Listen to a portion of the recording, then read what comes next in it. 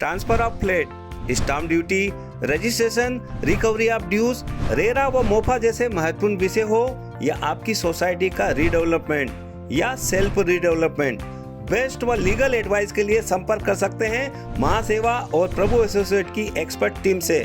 हमारे phone number है 02242551414।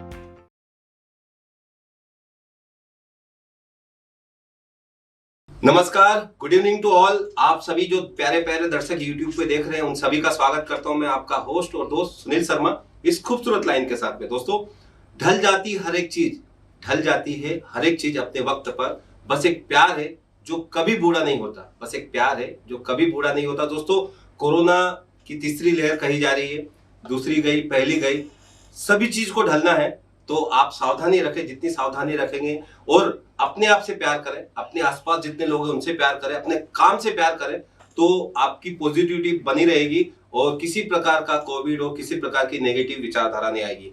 हमारा भी यही मकसद है। Citizen justice forum, Mahaseva, Maharashtra society welfare association, MNS media news service और अथक सेवा संघ, यही मकसद है कि लोग अवेयर हो, एजुकेट हो। इसी मकसद से हमने ये platform every Saturday 4 PM start किया है कि लोग अवेयर हो, एजुकेट हो, एम्पावर हो। इसी का सिलसिला है दोस्तों। हम ये 2 दिसंबर से शुरू किए थे, नवंबर और दिसंबर, और आज हमारा जनवरी स्टार्ट हो गया, नया साल 2022। तो आप सभी का स्वागत करते हुए हमारा एक खास टॉपिक है आज। तो खास टॉपिक में आपका स्वागत करता हूं कि मुंबई में ऐसे बहुत सारी समस्या हैं। देख सकते हैं आप, मुंबई जितना महानगर है वैसी महा समस्या घेरी हुई है, तो वो बड़ा ही महत्वपूर्ण टॉपिक है। और इन समस्याओं को किस तरह से सोशल मीडिया और RTI के जरिए आप हल कर सकते हैं। आपके आसपास गड्ढे हैं, रोड पर, सड़क में गड्ढे हैं या गड्ढे में सड़क है, तो आपकी ड्रेनेज की प्रॉब्लम हो, अतिक्रमण, इंक्रोचमेंट हो रहा फुटपाथ पे आपके, तो कैसे करना है आपको। पुलिस, ट्रैफिक का बड़ा इशू है मुंबई में। आए दिन आप घंटों आप बीत जाते हैं। दिल्ली और मुंबई का तो ट्रैफिक में ही जीवन बहुत सारा जाता है। तो ट्रैफिक की समस्या और पुलिस की समस्या, तमाम एनवायरनमेंट और अनहाइजेनिक, तमाम मच्छरों की, ट्रैफिक की जो समस्या को लेकर किस तरह से आप अपना जीवन बेहतर बना सकते हैं। हमारे साथ 2 आज मेहमान हैं जो इस विषय पर बोलेंगे। एक तो हैं कमलाकर सिन्हा साहब हैं, नमस्कार, और अनिल गलगली जी कुछ ही मिनटों में हमारे साथ जुड़ेंगे। और हमारे होस्ट आज के हमारे इस पूरे कॉन्सेप्ट के सूत्रधार सुलेमान भीमानी जी, एडवोकेट सुलेमान भीमानी जी साथ मौजूद है। तो दोस्तों, सबसे पहले मैं छोटी सी अपडेट रख दूं, क्योंकि अपडेट रहना बहुत अच्छी बात है और हम जो तमाम एजुकेट करते हैं उसके लिए। तो पहली अपडेट है ये MNS मीडिया न्यूज सर्विस की तरफ से कि बैंकों के पास पर्याप्त पूंजी है। ऐसी बात किसने कही है? बैंकर्स ने कही है। यह बात वित्त मंत्री सीतारमण के साथ में हाल ही में सरकारी बैंकों के प्रमुख के साथ एक मीटिंग हुई, उसमें कही गई। तो एक अच्छी चीज है। खाद्य एवं उपभोक्ता मामलों के मंत्री पीयूष गोयल ने भारतीय मानक ब्यूरो BIS के 25 साल के एजेंडे को सेट करने की बात कही है। BIS की 75वीं वर्षगांठ पर यह बात कही है पीयूष गोयल साहब ने। तीसरी महत्वपूर्ण GDP ग्रोथ से लेकर है। सरकार ने GDP ग्रोथ पर एडवांस अनुमान पेश किया है कि सरकार ने अनुमान जताया कि कृषि और मैन्युफैक्चरिंग सेक्टर में बेहतर प्रदर्शन से देश में इकोनॉमिक ग्रोथ 2021 और 22 में 9.2% रह सकता, मतलब ग्रोथ बढ़ेगा। एक अच्छी चीज है कि अनुमान लगाया। इस कोरोना काल में भी हिंदुस्तान की ग्रोथ रेट बढ़ेगी। और एक महत्वपूर्ण इसी के साथ में पॉजिटिव, IHS मार्केट ने एक रिपोर्ट जारी की है कि उसके अनुसार 2030 तक जापान को पीछे छोड़ देगा इंडियन इकोनॉमी।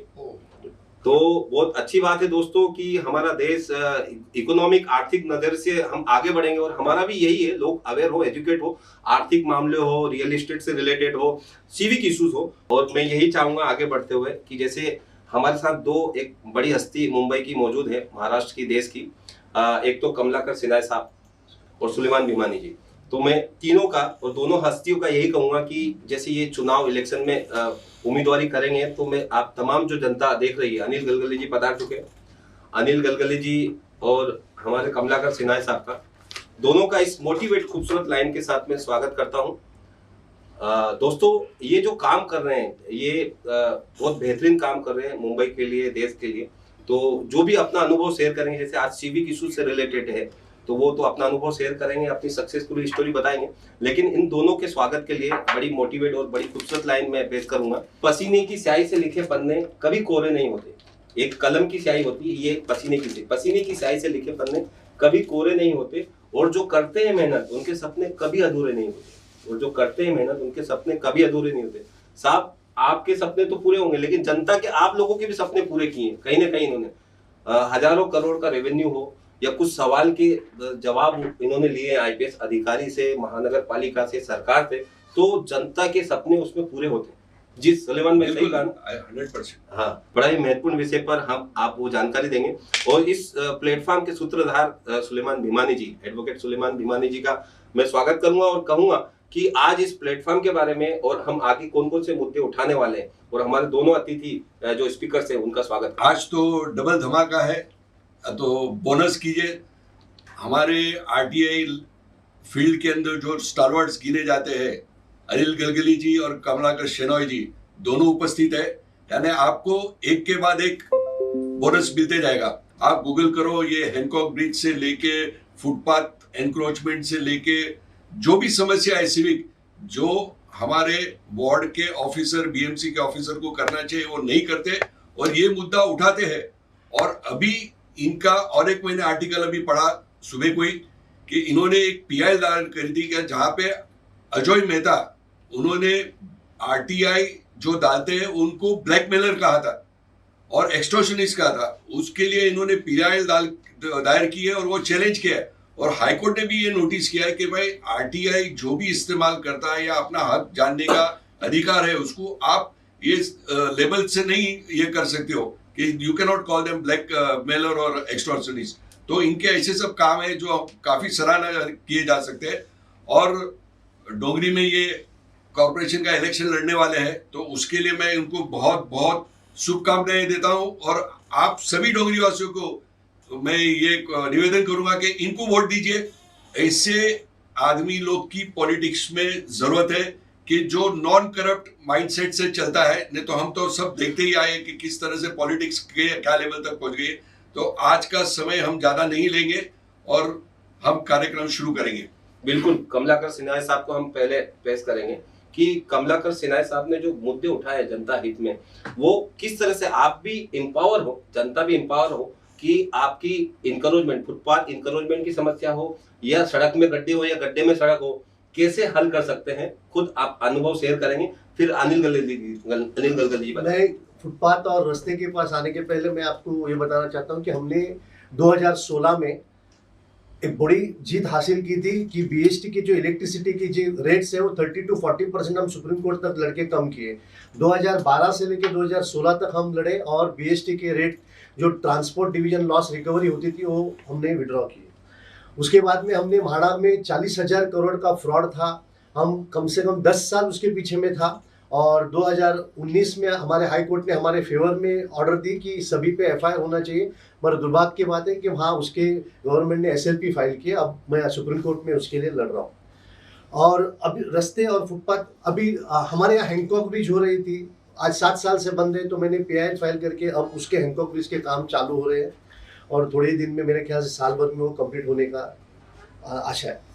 जहाँ तक अभी रोड और फुटपाथ का सवाल है, हम हर सिटीजन ऑफ मुंबई अपने घर को अपना घर समझते हैं, मगर हमारा रास्ता और हमारा फुटपाथ ये हमारा नहीं।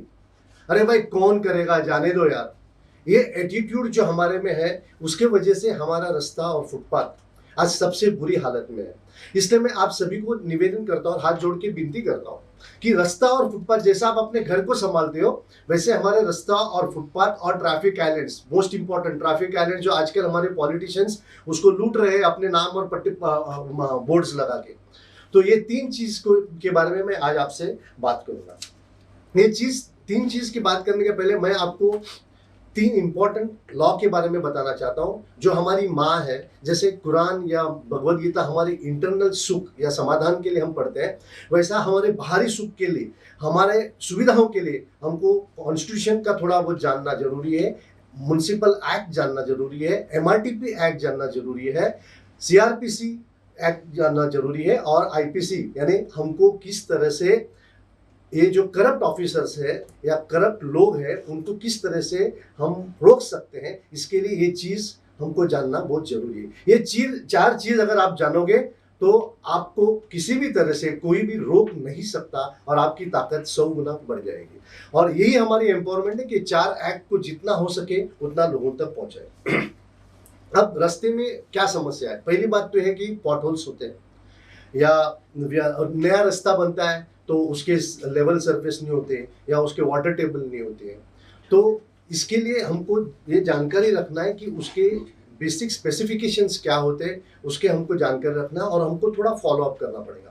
अब रिपेयर करने के बाद में या उनका कंप्लीशन सर्टिफिकेट होने के बाद में आपको ये देखना है कि वो सरफेस बराबर है क्या। अगर सरफेस बराबर नहीं तो आपको उसको कंप्लेंट करना है, क्योंकि सरफेस अगर बराबर नहीं होता है तो वहाँ पानी का तालाब बन जाता है या सॉसर बन जाता है जहाँ पानी जमा होता है, और पानी ये रास्ता और फुटपाथ की सबसे बड़ी दुश्मन होती है। दूसरी बात ये होती है कि हमारे जो एक्सपांशन जॉइंट, कंक्रीट रोड में एक्सपांशन जॉइंट, आप देखिए बारीक सी लाइन आती है, वो एक्सपांशन जॉइंट मेरे ख्याल से और मेरा ऐसा तजुर्बा है कि म्युनिसिपैलिटी जबरदस्ती उसको खाली रखती है ताकि हमारे रास्ते खराब होए। मैं 10 साल से इसके पीछे पड़ा हूँ, मगर हमको खाली बोलते टेंडर मंगाया है मगर उसका कुछ भी नहीं करते। इसलिए मेरे इस माध्यम से हमारे म्युनिसिपल कमिश्नर और एडिशनल म्युनिसिपल कमिश्नर को निवेदन है कि आप जरूर देखिए और हमारे जो एक्सपांशन जॉइंट्स जो खुले हुए हैं जिसमें से पानी जाके या और कुछ जाके उसका लाइफ खत्म हो जाता है उसको बंद कीजिए। और तीसरा है वाटर टेबल, यानी रास्ते के बाजू में जो लाइन जाती है, बारिश में जो पानी गिरता है उसका फ्लो स्टॉर्म वाटर ड्रेन की तरफ जाना चाहिए। वो बिल्कुल सही नहीं होता है, इसके वजह से पानी जमा होता है और रास्ता ये 3 चीजों के कारण खराब होता है। इसलिए हम हर सिटीजन को ये 3 चीज की जानकारी होनी चाहिए कि हमको ये देख के हमारा रास्ता कम से कम खराब होवे उसके बारे में। अब मैं फुटपाथ की तरफ आता हूँ। फुटपाथ के कंस्ट्रक्शन में क्या होता है कि इनके बेसिक उनको डिगिंग करना पड़ता है, लगभग 1 फुट का या 9 इंच का डिगिंग करना पड़ता है, ये कोई भी नहीं करते। उसके बाद उसको सोलिंग करना पड़ता है, उसके बाद में उसका पीसीसी करना पड़ता है। ये सब चीज़ हमने वीडियो पे हमारे यूट्यूब पे मैंने बोला हूँ, आप जरा वो देखेंगे तो आपको पता चलेगा कि फुटपाथ और रोड जो सब स्टैंडर्ड है उसके खिलाफ कैसे आवाज उठा जाए। इस माध्यम से मैं म्युनिसिपल कमिश्नर को भी अप्रोच करना चाहता हूं या अपील करना चाहता हूं कि आपने सबसे बड़ा एक बहुत गंदी ये रखा है, टूट रखी है कि सब स्टैंडर्ड और डीएलपी, डिफेक्ट लायबिलिटी पीरियड करके जो आपने रखा है वो हम लोगों को पब्लिक का पैसा लूटने का एक बहाना है। डिफेक्ट का डेफिनेशन क्या है आपको मालूम नहीं है, आप बताते नहीं है। एक्चुअली सब स्टैंडर्ड रोड को आप डिफेक्ट करके दिखाते हो। सब स्टैंडर्ड रोड अगर होगा तो उसको खोद के उसको वापस करना है, मगर कोई भी म्युनिसिपल ऑफिसर या कोई भी हमारे कॉर्पोरेटर्स हो या पॉलिटिशियंस हो इसकी तरफ नजरअंदाज करते हैं। तो इसलिए हमको ये लड़के ये साबित करना है या हमको डेफिनेशन लेना है कि सब स्टैंडर्ड क्या होता है और डिफेक्ट क्या होता है। ये जिस दिन पेपर पे आ जाएगा तो हम उसको अच्छी तरह से हमारे ऑफिसर्स के सामने लड़ सकते हैं। अब मैं एनक्रोचमेंट की तरफ आता हूँ। हमारा आज बम्बई सबसे बुरी क्यों है? क्योंकि रास्ते पे और फुटपाथ पे एनक्रोचमेंट होती है और ये एनक्रोचमेंट की वजह से हमारा ह्यूमन रिसोर्सेज डेवलपमेंट भी नहीं होता है, क्योंकि हम जो 15 मिनट का रास्ता है उसको हम 2 घंटा ट्रैफिक में अटकते हैं। या हमारे सेफ्टी, यानी हम जाने के टाइम पे हमको रास्ते पे चलना पड़ता है, या हमारा फुटपाथ सही नहीं होने की वजह से हमारा पैर को मोच आ सकती है। इसके बारे में मैं आपको बात करना चाहता हूँ। अब मैं मैक्सिमम जो होता है हमको हमारे बॉम्बे म्युनिसिपल कॉर्पोरेशन बेवकूफ किस हिसाब से बनाती है। भाई ये तो हॉकर्स है, इनके पास लाइसेंस है और ये हम कुछ नहीं कर सकते हैं। उनको सुप्रीम कोर्ट ने और हाई कोर्ट ने स्टे दिया है। ये बिल्कुल गलत आपको एक्सप्लेनेशन दिया जाता है, इसलिए कि वो पार्टली ट्रू है, नॉट 100% ट्रू। पार्टली ट्रू इसलिए है कि हॉकर्स का डेफिनेशन क्या है ये आपको म्युनिसिपैलिटी कभी भी नहीं दिखाती है। और आज मैं आपको इस माध्यम से बताना चाहता हूं कि अगले साल तक डोंगरी को हम हॉकर्स से मुक्त करेंगे। और गए 3 महीने से हमारे जोर में ये चालू है, मुहिम चालू है और काफी लोग अब हमारे मुहिम से जुड़ चुके हैं। और इस मुहिम को मैं पूरे बंबई में से जुड़ाना चाहता हूं कि आज बंबई का जो नाम है कि रास्ता पे एनक्रोचमेंट है, फुटपाथ पे एनक्रोचमेंट है, हम अगले साल तक अगर हम कानूनी तौर से इस पे एक्शन लेवे और आप लोग यानी पब्लिक लोग, सर हम लोग जो एक्टिविस्ट है एक बड़े जीरो है, हम अकेले कुछ नहीं कर सकते सिवाय जागृति। मगर जिस दिन आप एक हमारे साथ हो गए तो हमारी ताकत 10 होती है, 2 हो गए तो 20 होती है, अब 1000 हो गए तो हम 10,000 होते हैं। हमारा एक जीरो की वजह से आपकी ताकत 10 गुना बढ़ती है। और यही हमको आपको समझाना है कि आप हमारे साथ जुड़ जाइए। हम आपको हर चीज के फॉर्मेट्स देंगे, लड़ने के लिए लॉ पॉइंट्स देंगे, और हम म्युनिसिपैलिटी के साथ मिलकर काम करेंगे। हम उनकी गलतियां निकालने के लिए यहाँ नहीं आए हैं, मगर हम उसको ताकीद देना चाहते हैं कि आप हमारे साथ काम कीजिए, हमारा हेल्प लीजिए और अच्छा काम कीजिए, नहीं तो हम आपके पीछे भी कानूनी तौर से लगेंगे।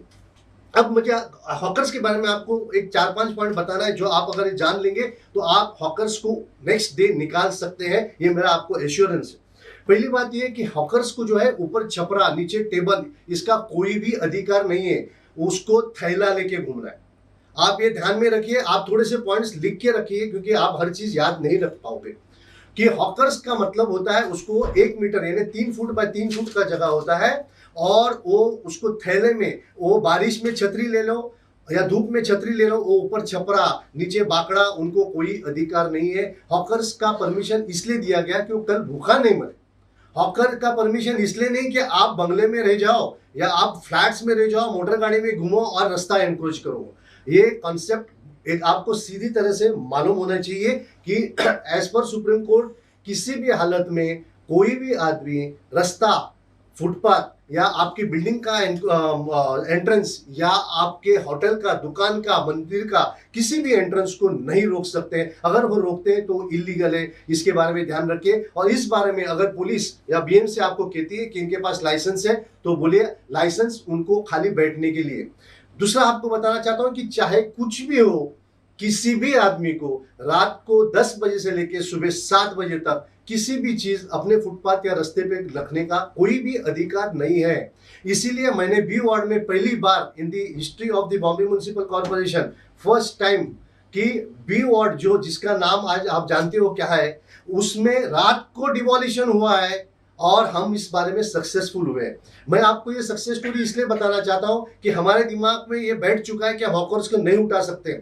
हम जो फर्नीचर वाले बैठे हैं उनको नहीं उठा सकते, उनकी पहुंच बहुत बड़ी है, उनकी कोई भी पहुंच नहीं है। उनकी पहुंच एक ही है कि हम, यानी हम जो आज सिटीजन हैं, हम साथ में नहीं है, यही उनकी ताकत है। और आज हम उस ताकत को हम तोड़ देंगे। हम सब सिटीजन साथ में आएंगे और जो भी ऑर्गेनाइज्ड क्राइम है, जो ऑर्गेनाइज्ड ऑफेंडर्स है, जो हमारे रास्ते और फुटपाथ को खाने की कोशिश कर रहे हैं, उसके खिलाफ हम जरूर आवाज उठाने की कोशिश करेंगे। दूसरी बात यह है कि हॉकर्स का परमिशन जो सुप्रीम कोर्ट के हिसाब से है, वो सिर्फ आप अगर 2 रास्ते हैं तो 2 फुटपाथ है तो एक ही फुटपाथ पे हो सकता है। वो कम से कम 8 मीटर की फुटपाथ होनी चाहिए, यानी लगभग 25 फुट होने चाहिए। अगर छोटा फुटपाथ हो तो वहां हॉकर्स की परमिशन नहीं मिलेगी। हॉकर्स की परमिशन में आपको खाना बनाने का परमिशन नहीं होता है। और आज लगभग 50 to 60% जो है वो खाने का हॉकर्स होता है, जो हम डट के उसका मुकाबला करेंगे और हम उसको रोकेंगे।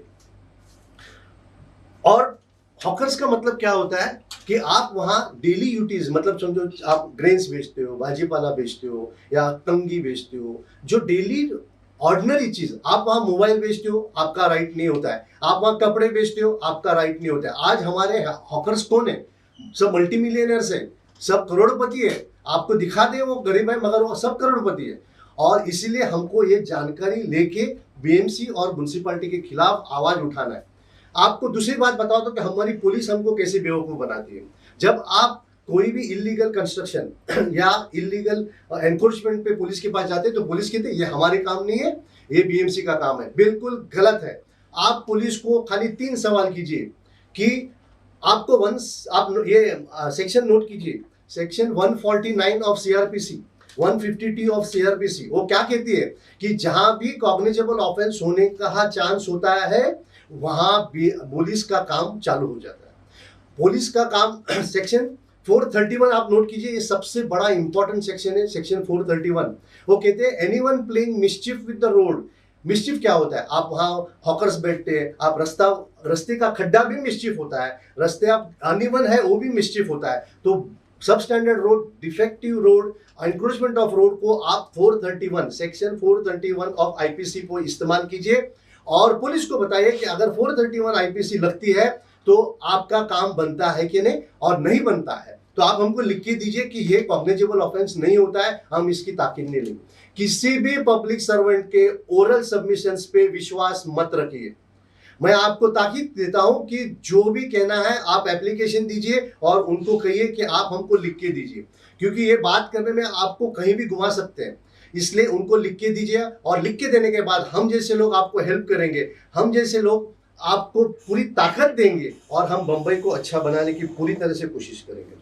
अब जहाँ हॉकिंग जोन का सवाल है, वहाँ मंदिर के पास हॉकिंग नहीं हो सकता है, स्कूल के पास हॉकिंग नहीं हो सकता है, स्टेशन के पास, और हम देखते हैं कि बराबर इंडिया के पास हॉकिंग देते हैं, तो फिर हमारी म्यूनसिपालिटी और बीएमसी क्या करें? अब सवाल उठता है कि आप कंप्लेंट करने के बावजूद म्यूनसिपालिटी और बीएमसी काम नहीं करते, तो आप ये सेक्शन लिख लीजिए, section 166, 167, 217, 218, 431 of Indian penal code.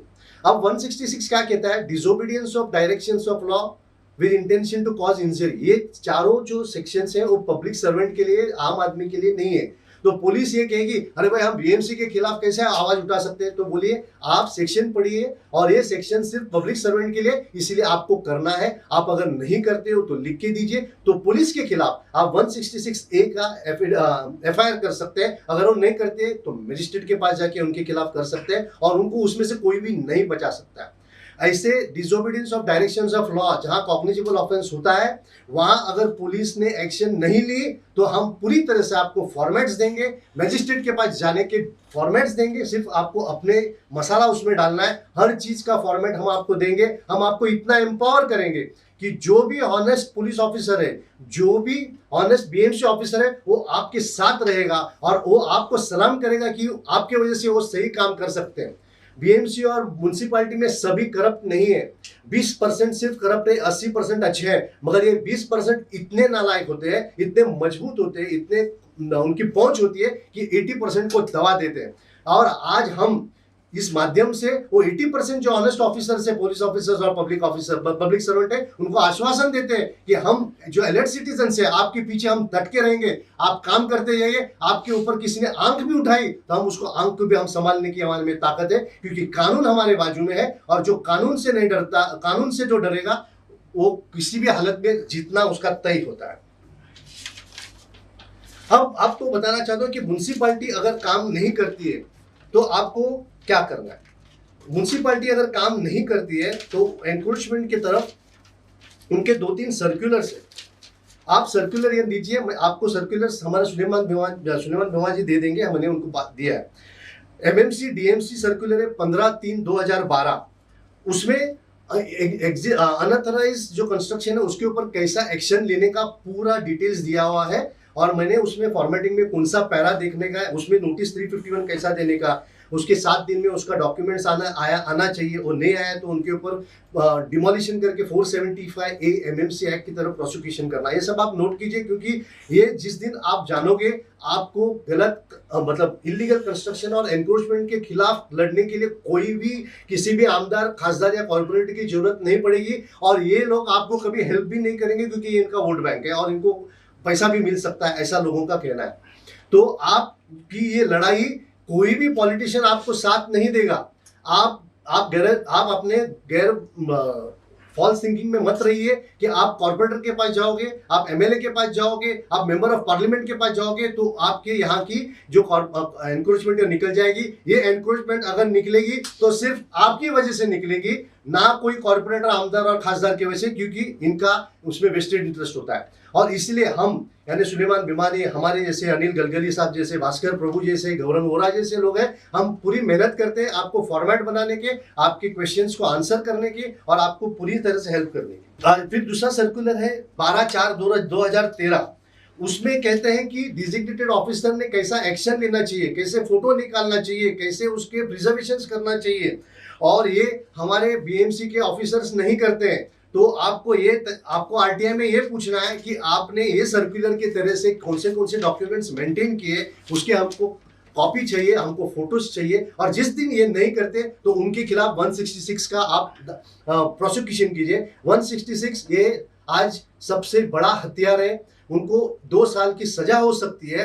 हमको उनको सजा देने में कोई इंटरेस्ट नहीं है, मगर जैसे हमने गलती की, आज हमारे गवर्नमेंट, हमारे पॉलिटिशियंस दुनिया भर के हम पे फाइन लगाते हैं, दुनिया भर के हमको प्रोसिक्यूशन करते हैं, पर वही पब्लिक सर्वेंट के वजह से आज हमको गुनाह करना पड़ता है। आप रास्ते पे एनक्रोचमेंट करने देते हैं, इसलिए हमको इलीगल पार्किंग करना पड़ता है। आप अगर एनक्रोचमेंट निकाल दे तो हमको इलीगल पार्किंग करने की जरूरत नहीं। तो इसकी जिम्मेदार कौन है? इसके जिम्मेदार है हमारे पॉलिटिशियंस है, हमारे म्युनिसिपालिटी है।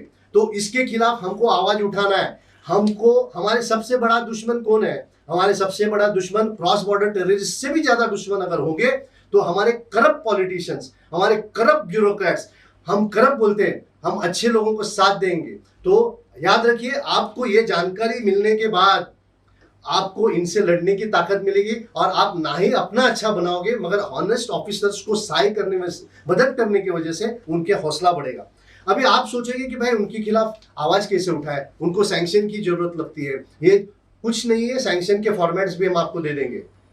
सैंक्शन में आपको ये पूछना है कि उन्होंने ये किया है, वो सब फॉर्मेटिंग हम आपको दे देंगे। 3 महीने के बाद आप उनको प्रोसिक्यूशन कीजिए। बाद में सवाल आता है कि we have acted in good faith. ये गुड फेथ जब भी उनको प्रोटेक्शन मिलता है तो they are getting protection on the grounds of acting in good faith. अब गुड फेथ क्या होता है? सेक्शन 52 ऑफ आईपीसी आप देखिए, which defines what is good faith. आपको गुड फेथ में काम करने के पहले एज अ पब्लिक सर्वेंट या as a ordinary person you will have to verify your actions. आपको कुछ उसका स्टडी करना पड़ेगा, आपको समझना पड़ेगा। आप कानून एक है और उसके खिलाफ काम करोगे और बोलेगा हमने गुड फेथ में काम किया, तो ये बिल्कुल नहीं होता है। और हमको, हमारे जो पब्लिक सर्वेंट है बेवकूफ बनाते हैं, हमको दिशाभूल करते हैं कि हमको प्रोटेक्शन है। कोई प्रोटेक्शन नहीं इनको, ये खाली हमको प्रोटेक्शन के नाम पे डराते हैं। आपको हर चीज का, हम जो है आज जो हम मैंने आज 30 साल से ये लड़ाई कर रहा हूँ, हमारे हर जो 30 साल की नॉलेज है हम आपको 3 घंटे में दे सकते हैं। तो आप आज इतने लकी हो, आपके खिलाफ कोई आंख उठाने की हिम्मत भी नहीं कर सकते।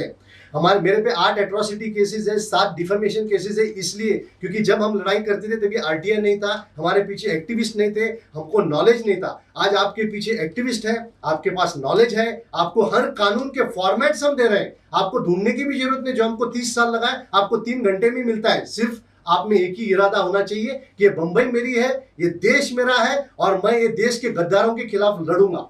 ये अगर आप जिस दिन निश्चय करोगे उस दिन हमारी बंबई अच्छी होगी, उस दिन हमारा कानून अच्छा होगा। इसलिए मैं आज आपके इस माध्यम से आप सबको 5 रिक्वेस्ट करता हूं कि पहला है कि the world is not worse because of bad persons but because of silence of good person. जैसे हम लोग चुप बैठे हैं इसलिए। तो मेरी ये आपसे निवेदन है कि अच्छे आदमी साथ में आए और हम काम करेंगे।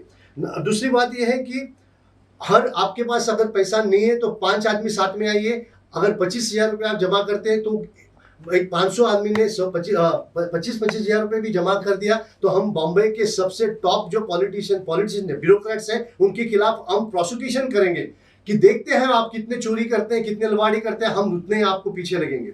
और ये चीज के लिए एक छोटी सी आपको देना, रोज का 10 रुपया, रोज का 10 रुपया आप 40 साल जिंदगी में काम करोगे तो 2 लाख रुपया आप देश के लिए अगर नहीं दे सकते हो 40 साल में, रोज का 10 रुपया, तो आज जो हमारे पॉलिटिशियंस हमसे कर रहे हैं वो वही करेंगे और वही करना चाहिए। तो इसीलिए 10 रुपया हमारे अपने जिंदगी के 2 लाख रुपया आप बाजू में रखिए, हमारे साथ जुड़िए। आपको हम लीडर बनाएंगे, हम लीडर नहीं बनना चाहते हैं, हम हर इंसान को लीडर बनाना चाहते हैं और हमारे लीडर्स को हमको फॉलो करना है। हम लीडर्स को फॉलो नहीं करेंगे, वो हमारे पब्लिक सर्वेंट है, हम उनके पब्लिक है। मगर आज आप उनको भगवान मानते हैं, वो हमारे भगवान नहीं है, वो हमारे बच्चे हैं और बच्चे की तरह उनसे प्रूव करो। उन्होंने अच्छा काम किया तो उनके पीठ पे हाथ घुमाओ, खराब काम किया तो 2 तबकारे जो फटके भी लगा दो उनको। हमारे बच्चे हैं, पब्लिक सर्वेंट को और हमारे पॉलिटिशियंस को वो भगवान मत सोचिए, वो कुछ ऊपर से उतरे हुए नहीं है, वो हमारे जैसे इंसान है, हमारे बच्चे हैं और हमारे बच्चे को खराब हम करते हैं, हमको सर पे बिठा के। उनको सर पे मत बिठाए, उनको दिल में बिठाइए। बिल्कुल सिन्हा साहब, आपने सही फरमाया कि जो इरादे मजबूत हो तो हर एक काम सुलझाया दिया और जनता के काम है। और आपको लीडर नहीं बनना, लीडर बनाने से मतलब है आपको एम्पावर करना। सिटीजन जस्टिस फोरम का यही मकसद है कि लीडर एक वर्ड है कि आपको लीड तो करना ही पड़ेगा। आपकी समस्या, आपकी प्रॉब्लम है तो लीड तो आगे आना ही पड़ेगा, आपको बाहर आना पड़ेगा, आपकी पूरी बिल्डिंग को आना पड़ेगा, आपके पूरे वार्ड को आना पड़ेगा।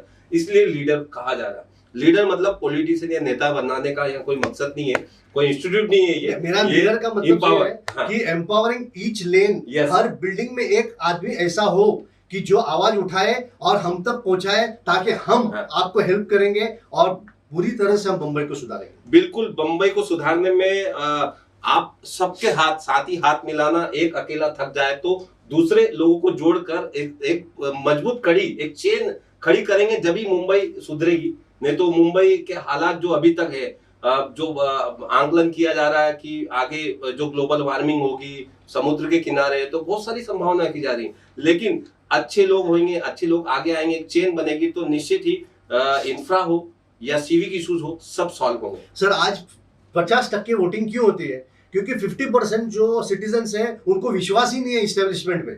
तो वो विश्वास हमको संपादन करना है, और वो 50% लोग जो है वोटिंग नहीं करने वाला है, वो जिस दिन हमको वोट करेंगे उस दिन नहीं सुधरेगी। और इसलिए हम सबको साथ में आना है और रास्ते पे उतर के अच्छे काम करना है। बिल्कुल कमलाकर जी, अब मैं चाहूंगा, बहुत सारे सवाल आ रहे हैं। सुलेमान भिमानी जी के जो चाहने वाले वो है, कमलाकर सिन्हा साहब के, मेरे प्रभु सर के, रमेश प्रभु जी, हाउसिंग गुरु के, जो भी चाहने वाले देख रहे हैं, प्लीज इस वीडियो को लाइक करें और ज्यादा से ज्यादा अपने लोगों को, वेल विशर्स को शेयर करें, ताकि और चैनल को सब्सक्राइब करें दोस्तों। खास तौर पर आपकी अपडेट मिलती रहेगी चैनल पर।